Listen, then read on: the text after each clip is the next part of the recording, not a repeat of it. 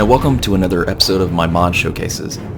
Today's episode won't be in the traditional style that my showcases usually are. Instead, it will be more of an overview. Lots of people have requested this mod be showcased over the last couple months, so here it is. The USAF MOD 2019 update. When you download the mod, the first thing you'll notice that's different from the legacy version of the USAF mod is that there are far less aircraft available at the moment. This is on purpose, as Sergeant Fuller and his team are working diligently to generate new and improved versions of the aircraft we know and love that came with the mod. Thus far, the released aircraft include 3 fighters, 3 heavy aircraft, and 2 drones. The fighters include the A-10C Thunderbolt II, the F-35A Lightning II, and the F-22A Raptor.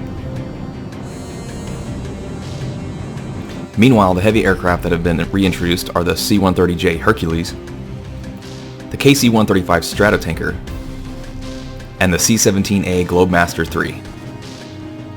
Finally, the drones included are the RQ-4A Global Hawk and the MQ-9 Reaper.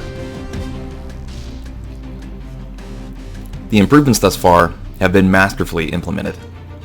But if you don't know where to look, then you'll miss the hard work the team has done to improve the overall quality of the mods.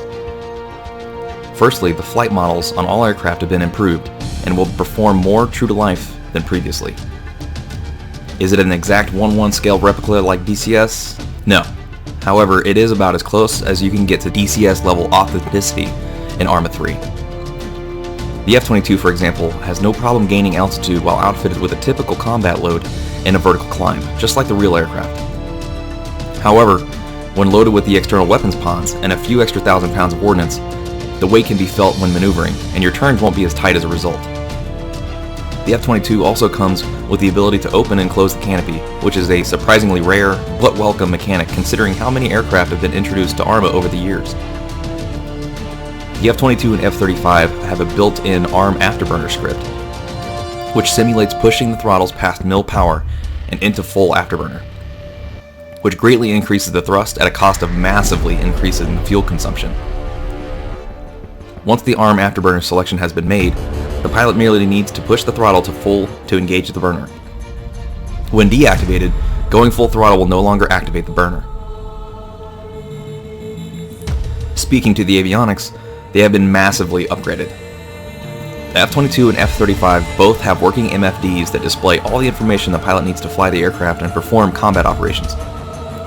This includes weapon selection and current aircraft control surface configuration, like flaps, as well as landing gear status.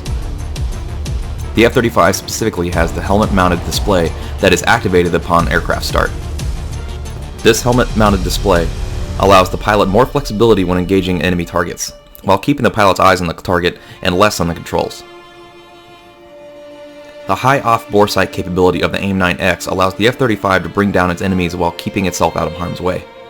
However, that assumes the F-35 pilot will even get that close. The beyond visual range capabilities have been extended with the inclusion of the AIM-120 Delta, which increases engagement range to 18 kilometers in-game. The targeting system can acquire a lock without the pilot actively locking onto its target, which is an awesome improvement. This in effect makes the missile go pitbull off the launcher, and the AMRAAM will guide itself to its target. Multiple aircraft may be engaged this way, as the 120 is a fire-and-forget weapon. However, you may experience difficulties engaging multiple targets within a close proximity, as multiple launched 120s will try and engage the same target if it is still operational. To avoid this, it is advised to manually lock your targets and give the AMRAAMs their own individual firing solutions.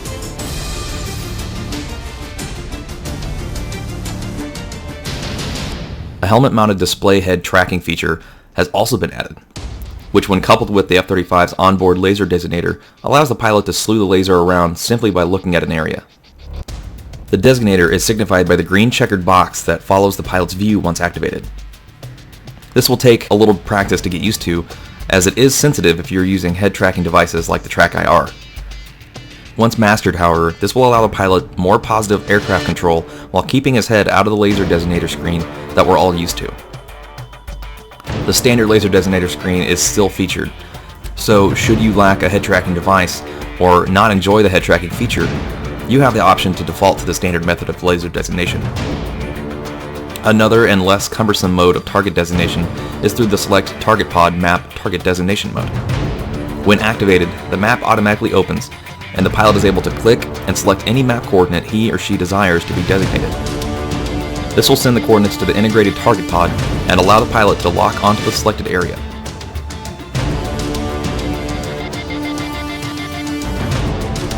The A10 has been recreated faithfully, and is the first A10 in ArmA to be featured without its penny pod attached. The paved penny is largely unnecessary with the introduction of the sniper and lightning pods, which are vastly improved targeting and navigation pods. The A10 has a lot of notable improvements that are a lot of fun to mess with. My first instinct when getting into a Warthog is to test the gun. That's everyone's favorite thing about the A10, that massive GAU-8 cannon. Having seen these things fire up close, and seen them firing during training exercises, I can tell you that Sergeant Fuller and his team nailed the sound of the gun firing, and the effects are great.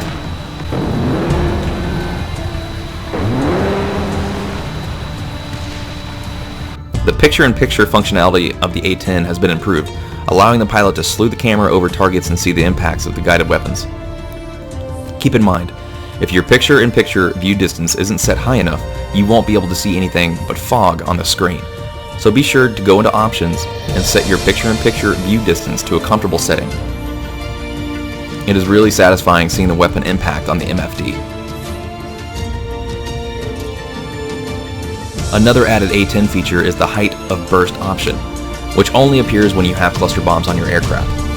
Selecting this will open a HOB screen that allows the pilot to input a height at which the canister bursts, spreading its submunitions. The higher the height of burst, the wider an area is saturated with bomblets. Note, however, that the wider area means the submunition blast coverage is also greater, which increases the percentage that you may not hit your intended target. The weapons textures have been vastly improved upon, and look phenomenal. A lot of work went into making these aircraft look smooth and believable in game, and under the right lighting it looks absolutely spectacular. Aerial refueling has seen vast improvements since the Legacy mod. The new refueling procedures will demand more from pilots than before.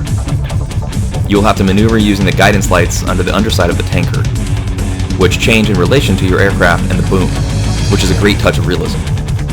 The trick is to have both sides lights green for about 3 to 5 seconds, and you'll be pulled into the tanker's boom to begin fuel transfer. It's not hyper-realistic, but it's about as close as you can get in ArmA, and that level of effort deserves recognition. The C-17 has been reintroduced, and many of the bugs from the Legacy mod have been stamped out. No longer are there screen errors when scripts from loading, unloading of vehicles occur. Instead, you get helpful hints if you're overweight or if you're too long. The act of loading cargo is very straightforward. You simply open the cargo ramp and begin loading the vehicles parked behind the aircraft. Real-world limitations have been implemented, so you will only be able to transport what the aircraft carrier capacity can withstand. One tank and one support vehicle will fit, be it a slammer and a Hemet or a Hunter. Modded ground vehicles work as well, and you can plug and play with different types of cargo loads to see what works. Pilots have the option of airdropping the vehicles while airborne to ground forces below. This comes in handy for battlefield commanders that lack the ability to have the C-17s land to offload. This adds a whole new strategic advantage with air mobility that can tip the scale of a conflict by airdropping an armed platoon on the flank of an enemy line. The RQ-4 Global Hawk and the MQ-9 Reaper drones offer more true-to-life ISR capabilities and feel over the vanilla drones. Functionally speaking, they act the same way the vanilla drones do. Get a UAV terminal in your hands and you'll be able to connect to any nearby online UAV and take control of either the pilot or the gunner. This comes in handy when stealth is preferred over brute force, as the Reaper's propeller engine is quiet enough to go undetected. You do, however, have very limited defense against airborne threats, and man pads will be your biggest concern on the ground. All in all, the USAF mod team has brought us some of the finest aircraft in the entire workshop, and they are not stopping. My hat is off to Sergeant Fuller, Rhino, Pook, and the rest of their amazing team for bringing us some of the best mods in the workshop. I am really looking forward to what the mod has in store for us in the future. Well, ladies and gentlemen, thank you so much for joining me today. If you like this video, please like and subscribe and help my channel grow. I primarily make ARMA 3 content and would love your guys' suggestions in the comments section. I read all of your comments, and your messages are a huge factor that drives the channel in the direction it's going. Thank you all again for watching, and I will see you in the next video.